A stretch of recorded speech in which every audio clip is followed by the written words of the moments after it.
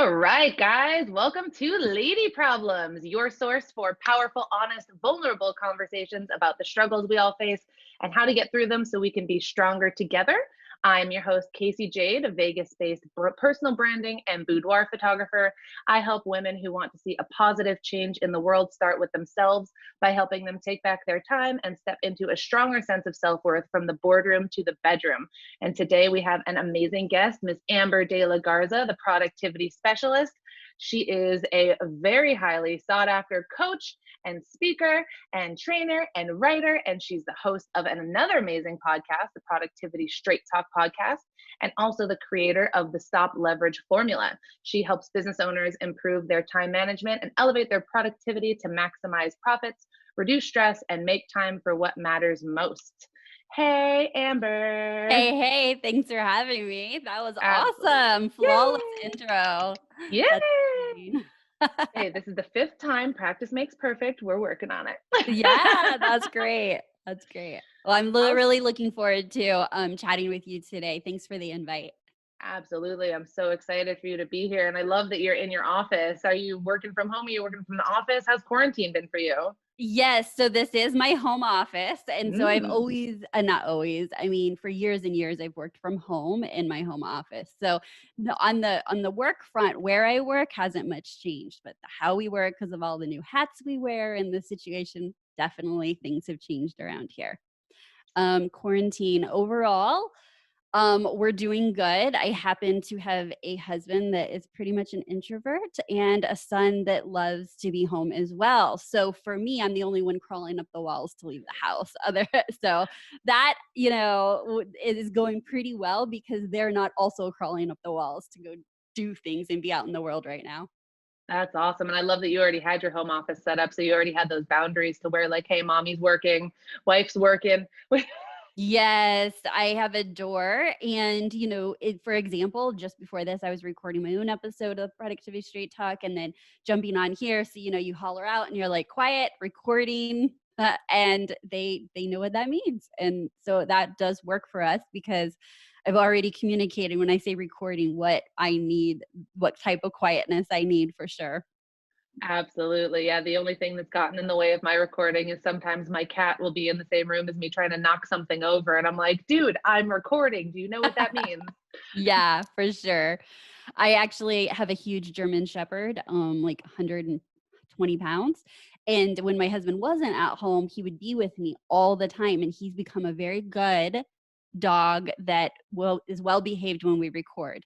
And so that took some training as well because he always wanted to be under my feet when my husband wasn't home, but he's left me now for my husband. So it's That's just us and hilarious. yeah, just us in the office today. Well, hey, it looks like you had a pretty easy pivot, at least, into working from home and home studio and kind of staying there. But yeah, this conversation is going to be so valuable today for so many people who are having to figure out what the new normal is and how really to pivot so that we can be successful in our businesses from here on out. So I'm super excited to have this conversation with you because I have been listening to your podcast forever. I've taken a few of your courses, and I just know that there's so much value and I'm so excited and I can't wait for all the questions. Oh, awesome. Yeah, I can't wait to hear what their challenges are. Mhm. Um, when we talk about pivoting and you're asking like great questions, like what does the office look like? And while my office environment hasn't changed, that's not the truth for so many people. Even if, and, like I said, like my office environment didn't change, but the fact that my husband and son are home, that's very different. And so one of the big things that I've seen challenged is how to communicate and hold boundaries with the ones we love so that we can invest our time into, either our businesses or even self-care, right? Like working out still when we're now homeschooling our children or, what all of that looks like when our routines were kind of put in a bag and flipped upside down. So if you want to chat about boundaries, I think that would be really beneficial for anyone since everything has changed with regards to who's around us all day. Definitely, and it's funny because I haven't actually thought about setting boundaries in my business until this all happened. So it's really interesting because that's brought some things to the forefront that I really need to work on anyway. So it's just this opportunity to where we can work on the things that we have been putting off or not looking at. So, no, definitely setting boundaries is very important in personal and business life. And I think that a lot of us are really facing how to do that now. Yeah. So the reason I'm starting with boundaries is because when we're looking at trying to get things done and pivot, right? Like our businesses need so much from us right now if we're a business owner, right?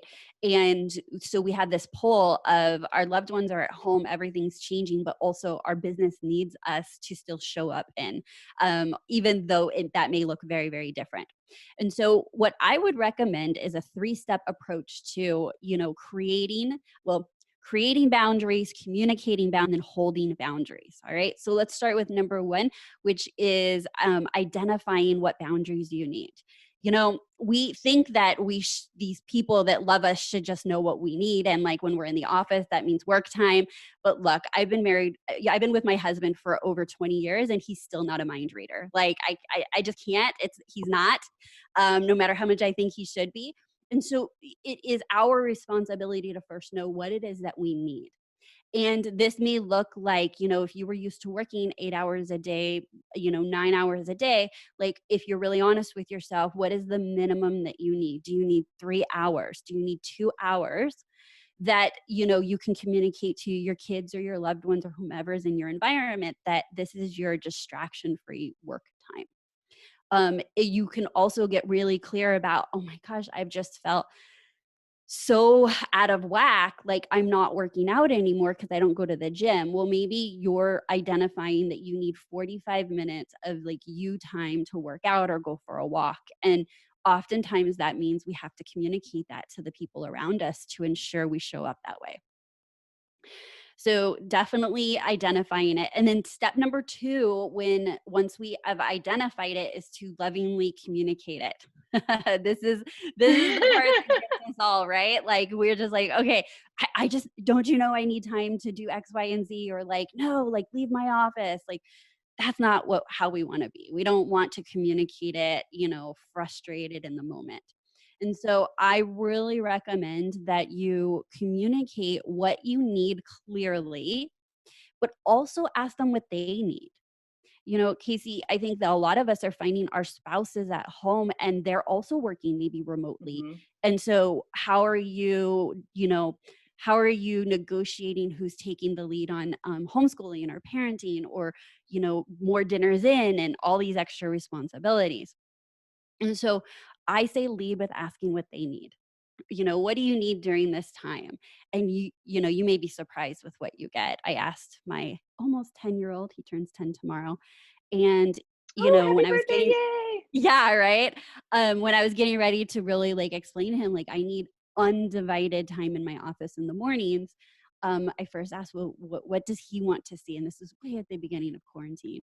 And he wanted more games. So I played more Uno, Connect Four, and Risk than I would like to admit. But what that did was give him an avenue to say what he would like and what he envisions for this time at home. And I am able to also make my request and explain to him why it's important. So it can work with, all ages from spouses down to our kiddos. And so now what happens is if he comes in, I get to lovingly communicate, this is mommy's work time. We'll play a game at lunch, or I'll see you this afternoon and we'll do X, Y, and Z. And those are things that, even our little people can understand.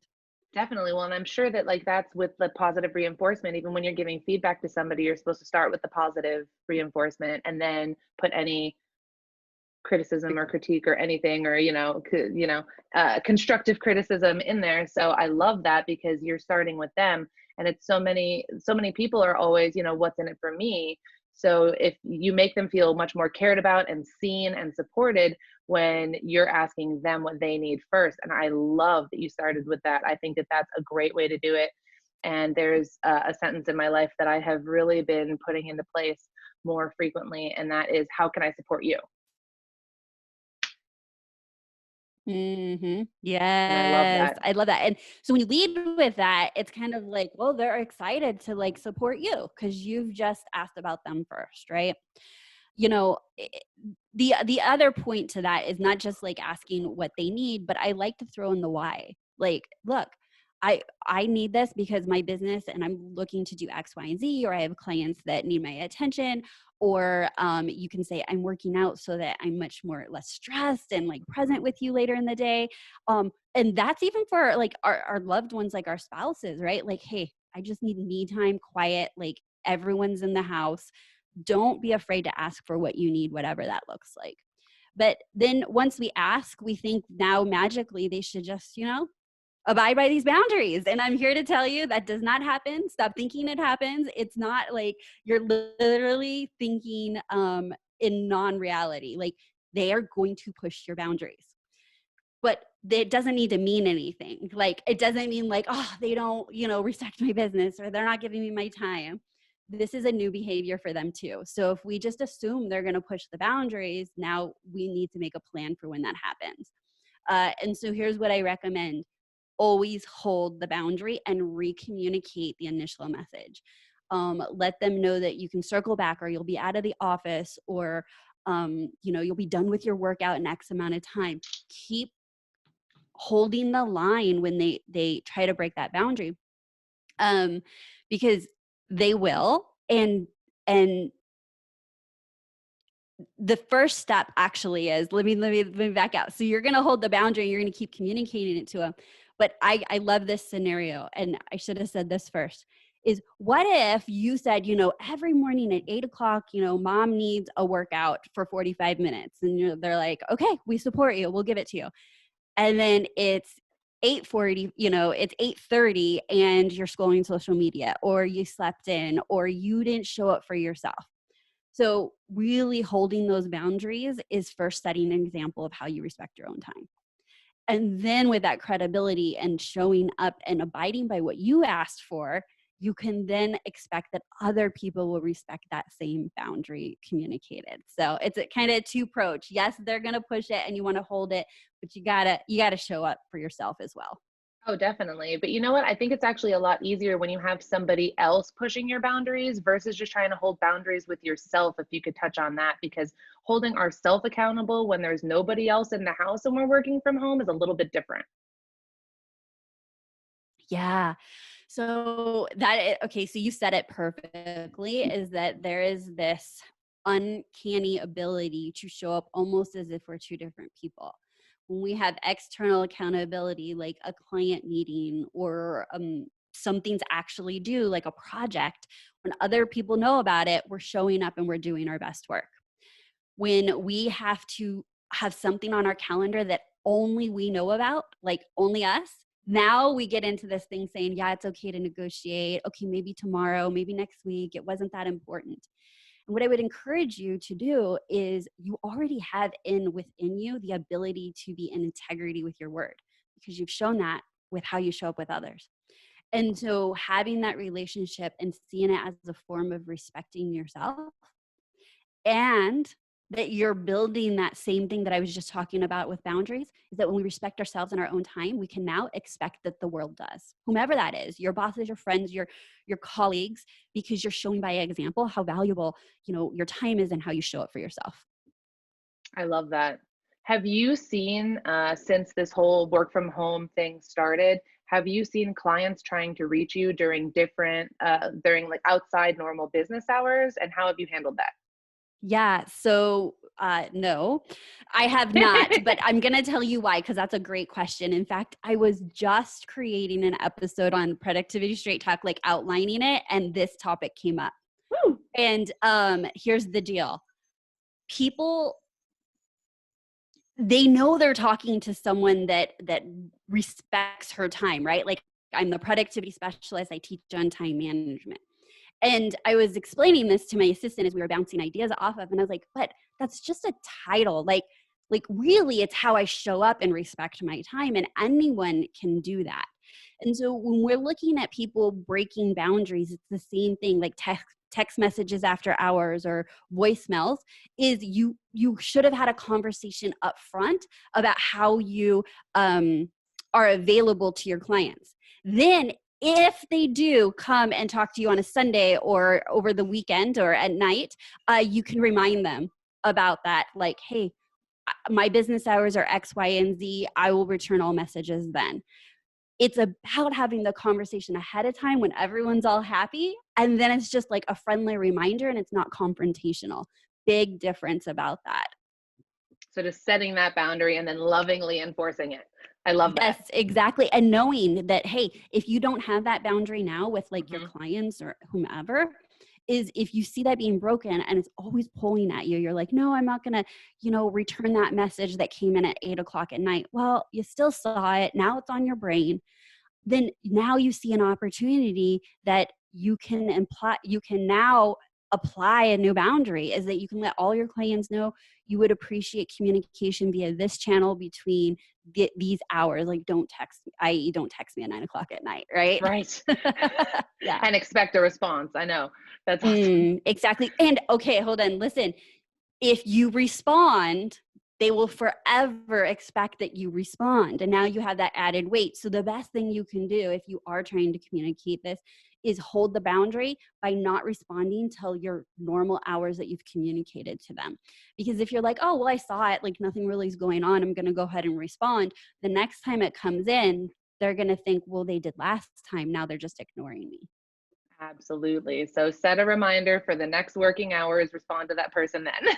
Yeah, exactly. I love that you put a system in there because that's, oh my gosh. Okay, you nailed it.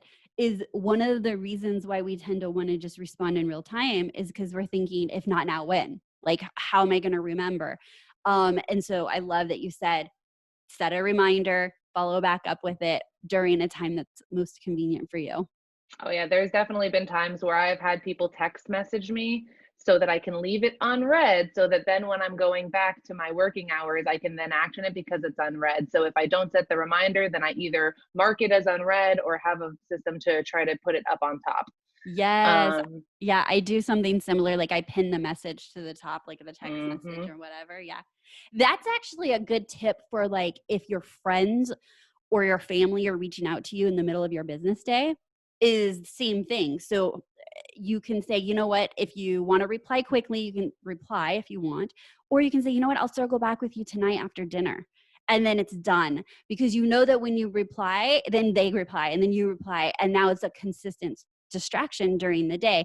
So same thing is like, you don't want to answer clients at night on off hours. We don't want to be available to all of our friends and family during our business day too. That can get incredibly distracting. But we also don't want them to feel like they're not important to us either. Right. So it's that healthy balance between all of that. So exactly. boundaries are Exactly. Like, important. hey, I can't wait to talk to you tonight, or, really interesting. Like, we're not trying to be robots here, but No, it is about, setting that boundary because you can get sucked into a text message that literally takes 20 minutes of your day, 30 minutes of your day. always. Yeah. Absolutely. That happens all the time. So that's definitely me. We got a really good comment. Danny said, my son comes into my office quite a bit since working from home during quarantine. I've been letting him stay in here and do his schoolwork next to me as I work, and it's not been too distracting yet. Any tips for juggling this distance learning our kids are doing now with our work from home life? Yes, absolutely. So I'm not sure how old his child is. And so any advice I give is obviously in context of age. Our younger kids need much, much more attention.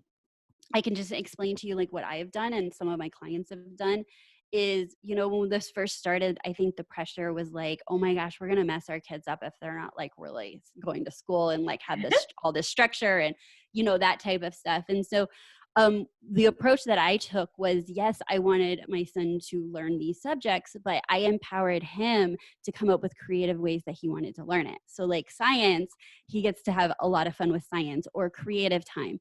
And by giving them that like personal responsibility, it had really empowered him and some of my clients to really like excited about it.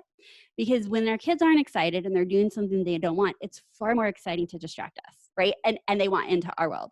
But Danny, your example of like enrolling him into the process of like co-working with you is wonderful. If that is not distracting, I say do that all day, every day.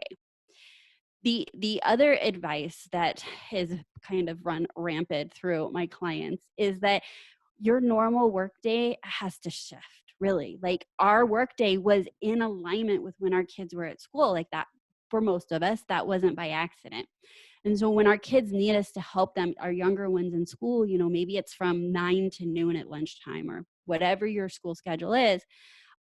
My clients have had to decide, you know what, well, I'm going to stay up and work after my kids go to sleep and get a solid 2 to 3 hours. Or I'm a morning person, I'm going to wake up before the kids get a solid 2 hours and separate the two.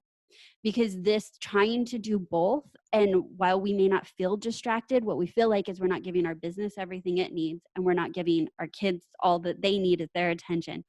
And so for some, if you can, it's about being so productive on the high value activities during those 2 to 3 hours or whatever condensed hours they are, and then being incredibly present with our kids. And so that we can look back and be like, yeah, quarantine of 2020, like I did enjoy the time the best that I could while juggling all that's going on. I think a lot of my friends who are homeschooling right now and have thought about homeschooling in the past are really rethinking it because they see how much time it takes and how difficult it is to really transition your role as a parent to a teacher, because those are Yes. two very different roles that require very different rules, respect, trust, things like that. So it's been a roller coaster for some of my friends who are business owners and also doing the homeschooling.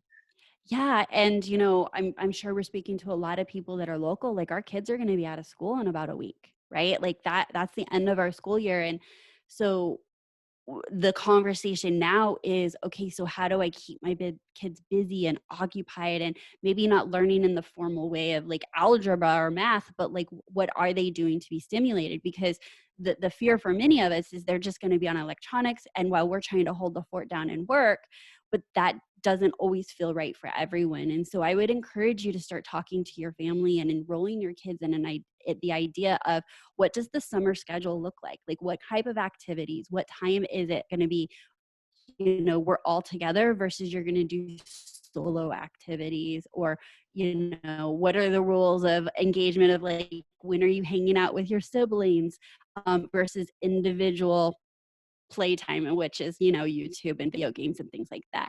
But having a plan going into the summer will decrease a lot of stress for you, and it will identify some blocks of time that your kids are occupied that you could possibly get some work done.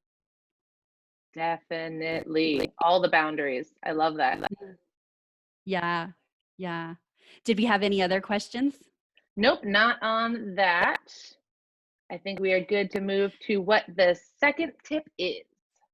Yeah. So I want to talk about mindset.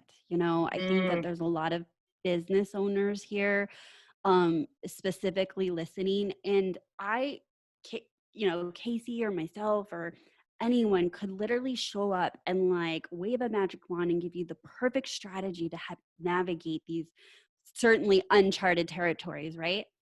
But if our mindset isn't right, we're not ready to even take action on that mm-mm. strategy. And here's the secret. Like, I know that you want to know what that perfect strategy is, but nobody knows. None of us have been through this. And so what your business needs most from you is to show up consistently, to, try new things. And to do any of that and to be your most productive self, we've got to get our heads straight. And so when we have strong mindset, we are able to do what we cannot do when we feel like the world is crashing, the business is suffering. There's a lot of negativity going on. So I have some tips around keeping a really strong mindset during this time, and really anytime, because being a business owner can be pretty challenging and definitely ups and downs, right? So we want to make sure that we stay as consistent in our business as possible.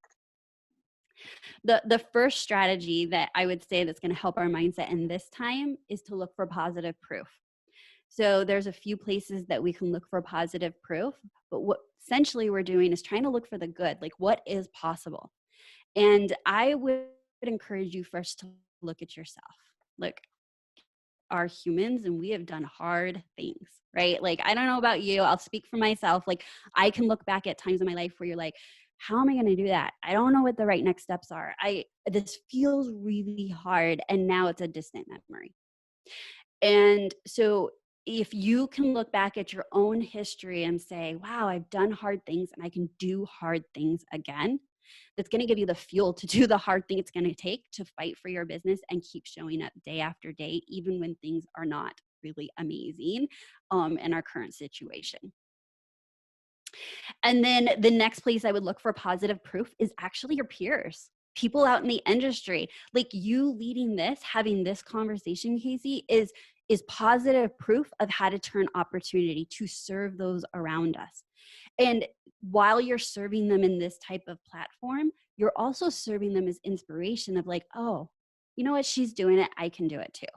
And so looking in your industry at what you may have previously thought were competitors, look at them as your peers for inspiration and ideas of how to pivot, what seems to be working, because everyone's just out there trying. And so as long as you can inspire yourself to go take that action, you're doing good. You're doing really good. And not stopping when you don't think that it's perfect, just putting it out there. Like, just like you said when we started this about like my introduction, like, girl, you should have heard the first one. It was choppy, it was bad, but I didn't stop there. I wasn't afraid. I let it go. I gave myself grace. And I knew that by falling, I'm going to get up and learn how to do it better and stronger and better and stronger. And I love that. And really just being able to learn and grow along the way and give yourself that grace and not wait until it's perfect, because it's going to help people. The content, the conversations, whatever support you can give, it's going to help. So just get it out there so that people can start actioning it, and then just hone it on the journey. Yeah, one of the things that you're doing by practicing or not making sure it's all perfect is coming from a place of serving. And it's not about you, it's about who you're serving. And that is in pursuit of building relationships, which as a business owner, relationships are not they're as relevant as they were last year as they are right now, and they'll be in 2 years from now.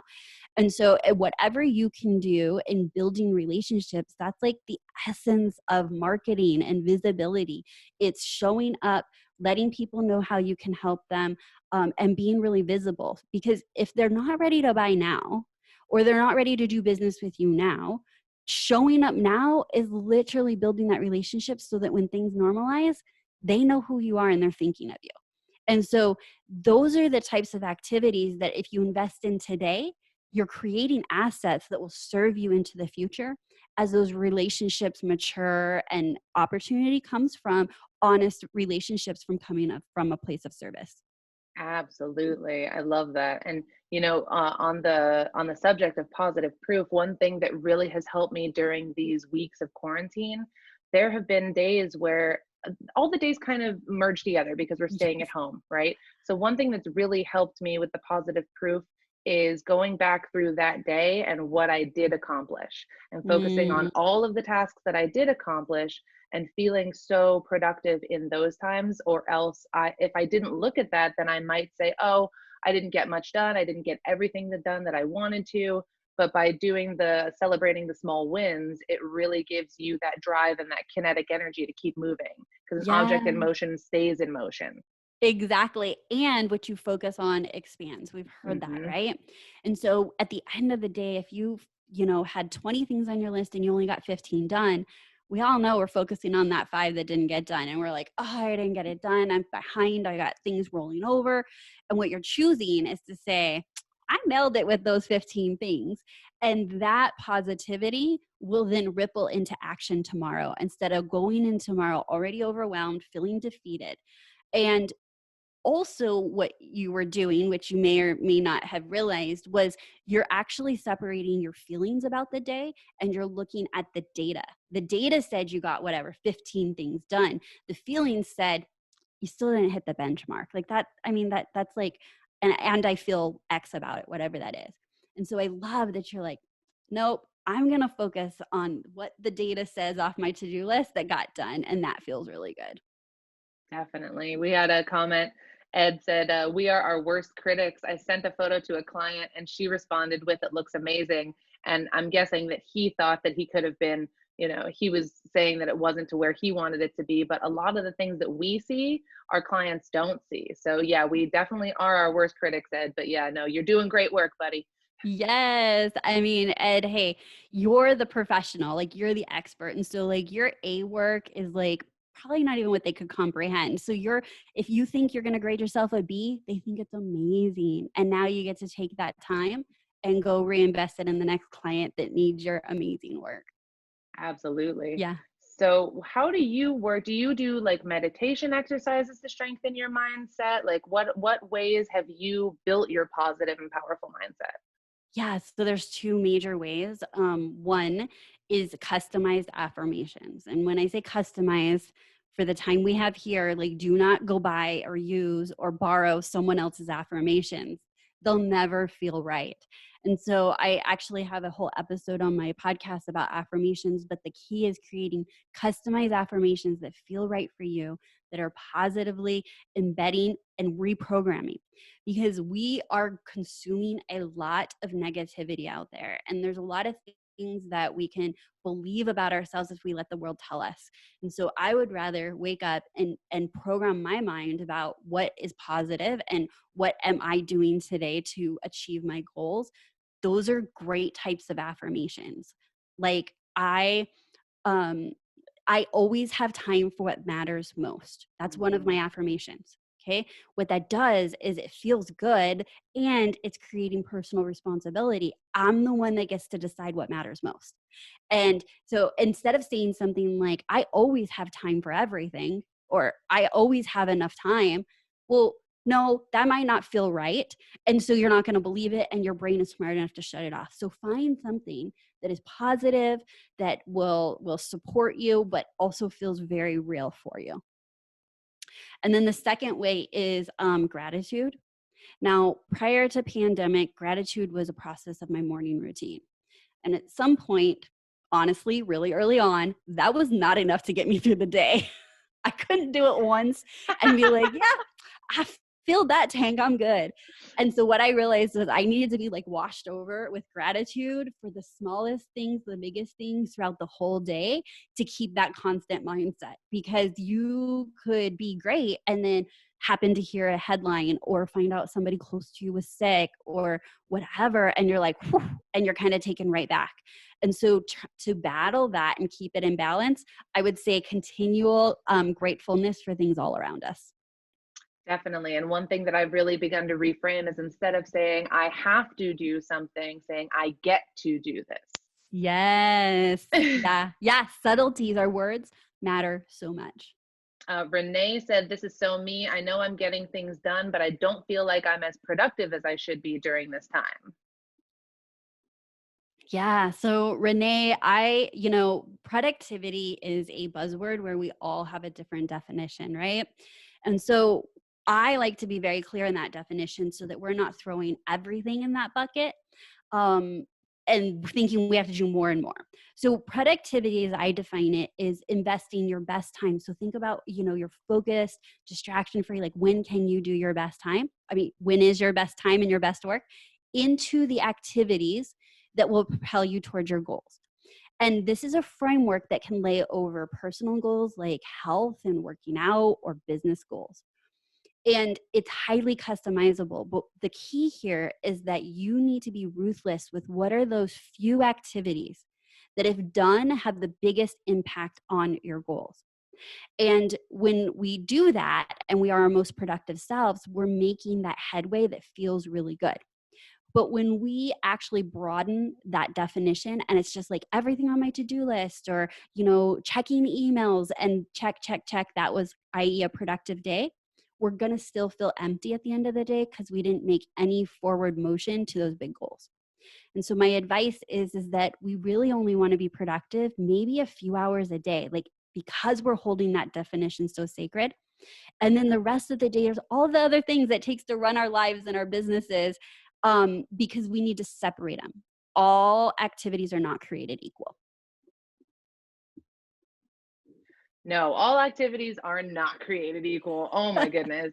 And it's so funny because at home, there's so many different things to distract you, from laundry or eating or exercising or pets or kids or what so have you. So yeah, being really focused, time blocking, and setting those most productive times is so important. Yeah, for We had a sure. couple of other awesome comments. Ashley said, I needed to hear the focus on the positive data from the checklist, regardless of how you feel you did. So amazing. Tammy said, yes, create your own affirmations. You know what you need, want, and are creating. And then she also Yeah. said, sometimes a to-do list, or sorry, sometimes a to-don't list is more helpful to eliminate distractions. I like to-don't list. I've never heard that.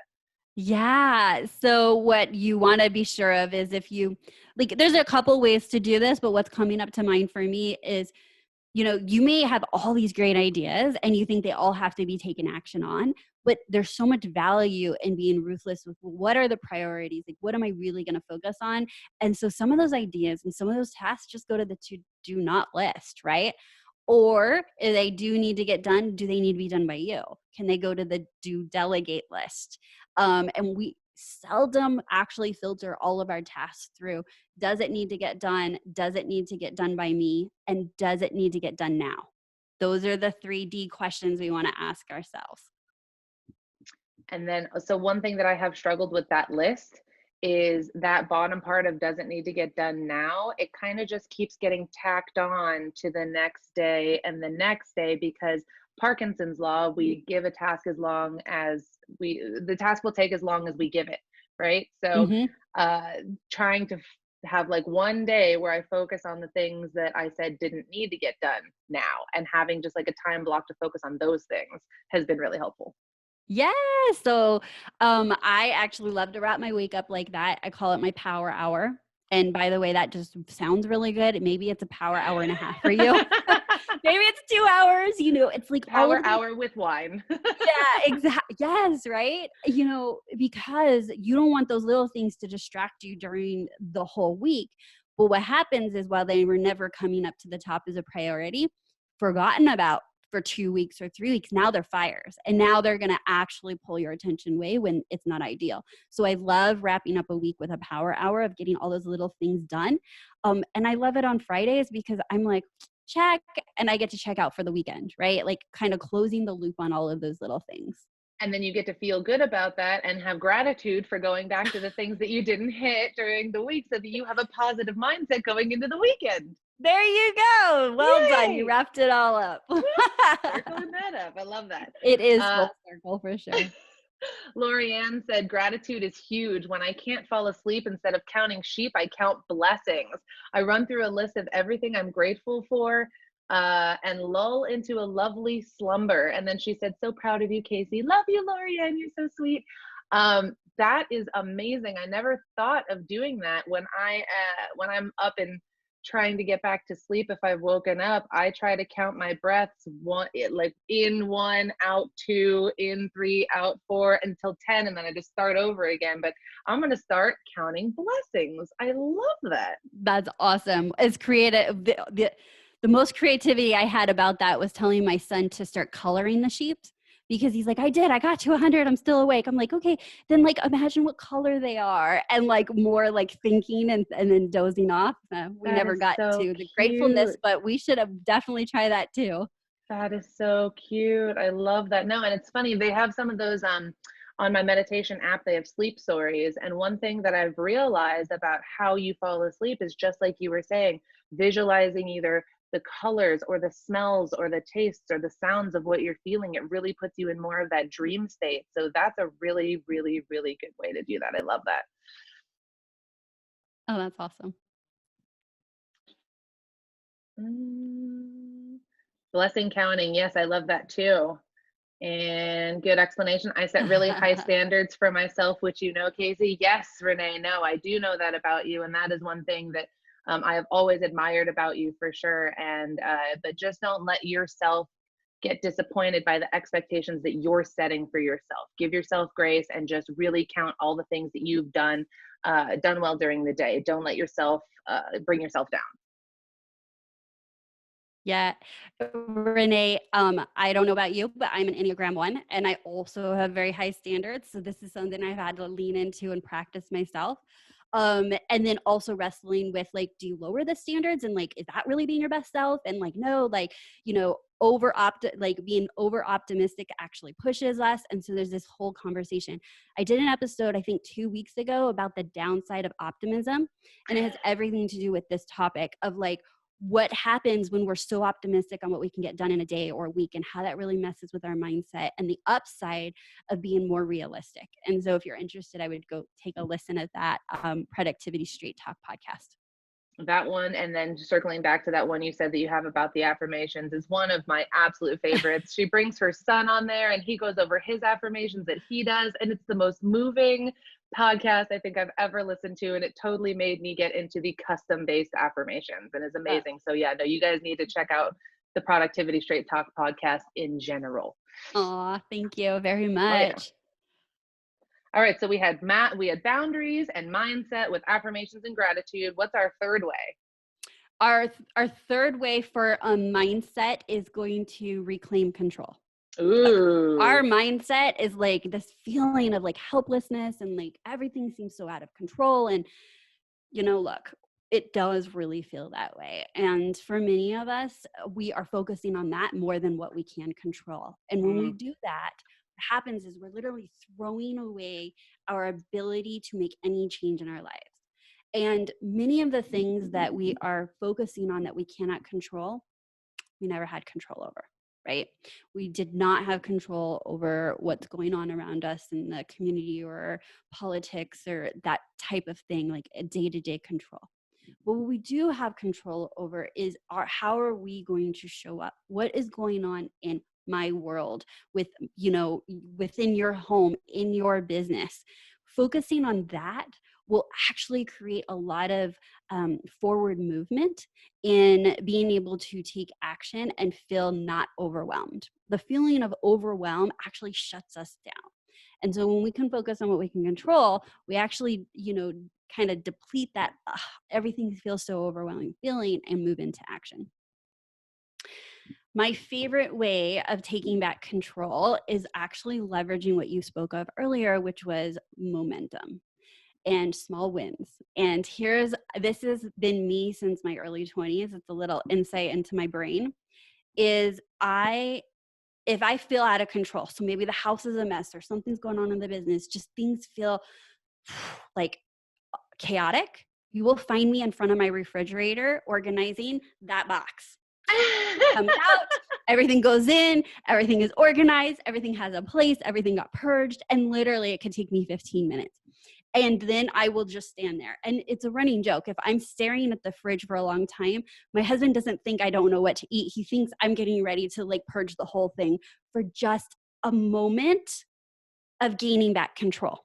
Mm-hmm. And what happens is, while I think that is extremely odd, after researching it and like learning about this, I was like, no, what's happening is that I got that sense and that endorphin hit of like, I feel in control. And then I go in and I do that hard thing on my task, or I then take on that project, whether it's laundry or the dishes in the sink or whatever that felt really big, feels like, no, I can do that. So wherever you can find control, maybe it's the top of your desk, or maybe you just start with like where your pins are organized and get a sense of control and organization back and see how that can ripple around in other areas and really bump up your mindset because you're taking action.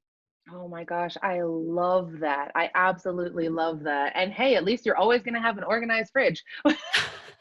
Yeah, exactly. When it's a mess, my husband's like, all must be right in the world. I'm like, yep, we're good.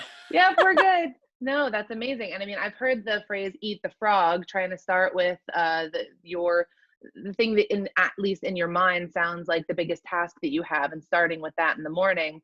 And I know that that's worked for some people that I know. Sometimes I put it off until like the afternoon because I'll like get some lunch and then I'll have some momentum and get some fuel in me. But no, keeping that forward momentum is definitely a great way to get all the things done and regaining control, making it feel like you actually have your own little box. And I know that Yeah. having your desk and your work area organized, it actually helps your brain think that there is more space and time to get things done as well because of your subconscious. So just like Mhm. you said, if you want to start with your desk, with where your pens are organized, things like that, I'm sure that that really helps the metaphor of your desk and your brain.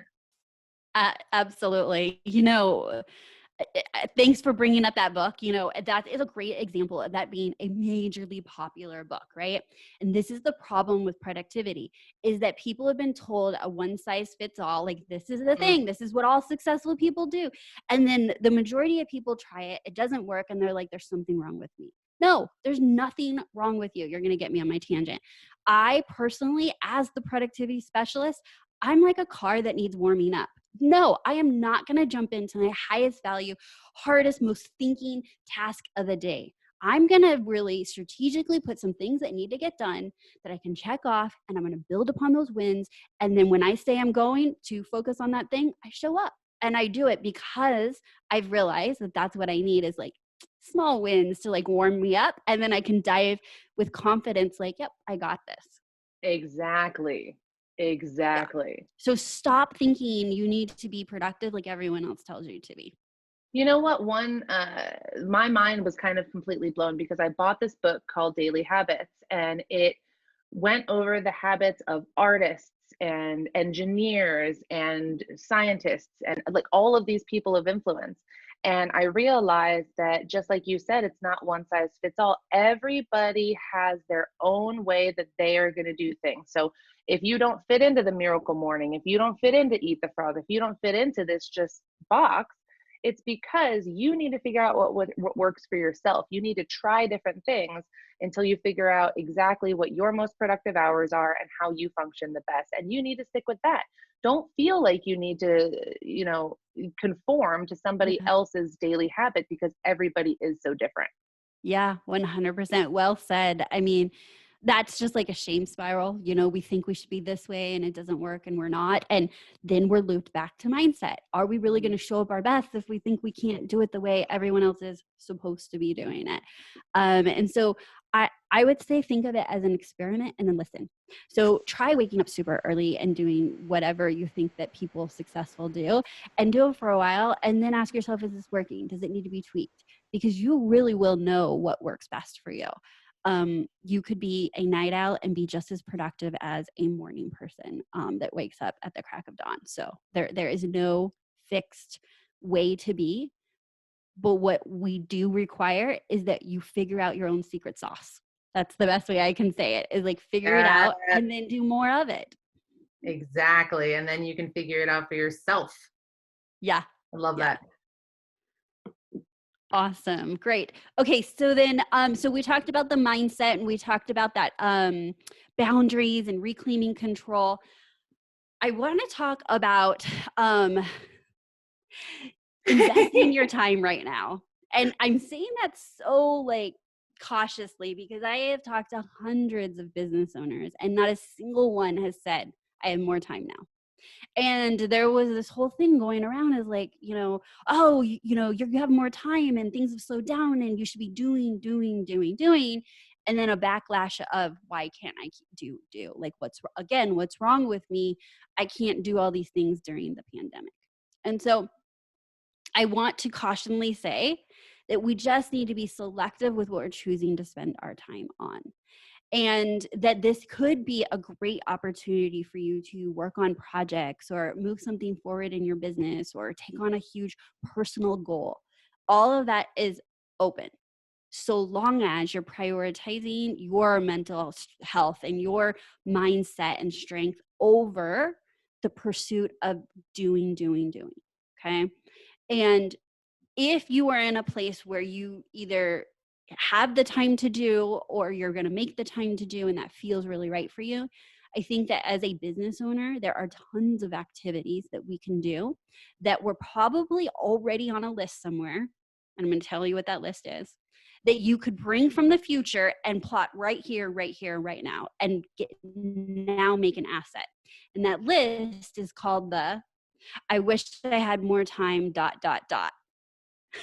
Casey, had we not said that either to ourselves or to someone else or like just internally, as like, I wish I could, update my content management system. I wish I could update my website, or I wish that I could start blogging when I have more time. And so whatever those were, you already kind of knew they were going to serve your business in a way. So I would ask yourself, what is it, and will it serve your business? And if you're going to bring it forward to right here and right now, when it's done, it's now an asset. So that website is now serving you into the future. Your updated, CRM that you can now reach and call and stay in contact with your people regularly serves you into the future. And so really think about what you want to be investing your time in, that when things normalize, it's a project that's done. And hopefully it helps you get some business. Absolutely. No, and So even what type of, I would love to hear, if I know you're looking at the comments, is yeah, like, what types of activities or projects are people working on? And we can just see what people are saying. I decided to work on overhauling our website. So my team and I are doing a complete overhaul of the website. And had it not been pandemic, that would not have been a priority, because quite frankly, it's never going to trump selling or servicing our clients and like really high value activities. And so this was a great opportunity for us to prioritize that and really think about, okay, so if we spend all this time on this, that's time that we can not do in the future. And then we'll be able to focus on servicing our clients and selling more when things normalize. absolutely. I know a few friends who have overhauled their websites with this time that we've been gifted for this moment. And one thing that I've been working on is I had to take a step back and look at my life and my business and figure out where my areas of opportunity were. And one of my biggest areas of opportunity was in sales, because I have my commercial photography degree and I was in operations and retail management, but I've never been trained in sales. I'm trained in relationship building, but I'm not trained in building value and closing. So I have been delving into courses about sales, listening to books. I've consulted with my friends who have been in sales. I've asked them to, so I can role play with them and they can give me feedback. And I've really built that up so that that can serve me into the future. Oh, beautifully said. So skill set, if it's not a project, a skill set. I decided to dive into Facebook ads, which look, I, I knew it was a skill set that intrigued me. I love the data. I love how that works, but it was never bumping up to the list for me as the CEO of my business to learn it. And so I thought, well, what if I do learn that? Like, how much money would that save us keeping it in-house? And so I did the same thing. It's like I took, the crash course and joined a membership and got coaching. And I was like, okay, yeah, this could be something that turned out good, serving into the future as well, just like sales, which well done. Yes, I love And that. I love that you just shared with everybody that sales is a skill set. Oh, it is such a I skill set. As with everything else in life, if you don't practice it, then you lose it too. So it's like, okay, I learned Spanish when I was in high school, but have I spoken Spanish up until now? No, I still know how to say where is a beer and where's the restroom, but that's it. Yeah, exactly. I love that. Awesome. Did anybody share with us like a project they are working on or that they would like to work on during this time to make Yeah, Tammy said that she's working on her next online course and updating her website. So yeah, creating content, working on the websites.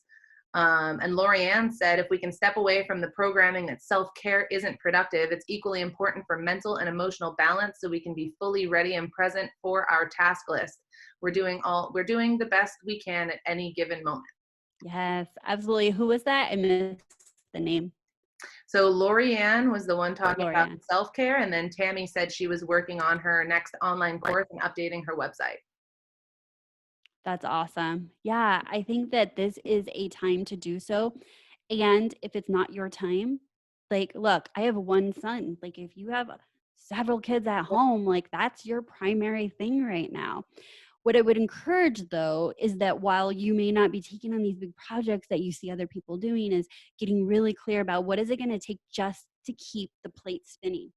or make the, hold the line on pushing the rock up the hill. Because what we don't want is to come out of this and feel like you have to start all over pushing that rock up the hill with, whatever goals you have, or, the business goals that you have. And so there's variations of this. It's like, yeah, have grace with yourself and say, I just need to do this to hold the line. And holding the line is something to celebrate. You're holding the line. You're not losing any, traction. Or you're going to take it and be like, I think I can do more right now based on your situation. Cool. Absolutely. Awesome. No, I All right. love So that. we talked about mindset, Mhm. mindset over strategy, and some tips on how to do that. We talked about how to reclaim control, because when we feel out of control, we generally don't take action, or we don't see the next pathway.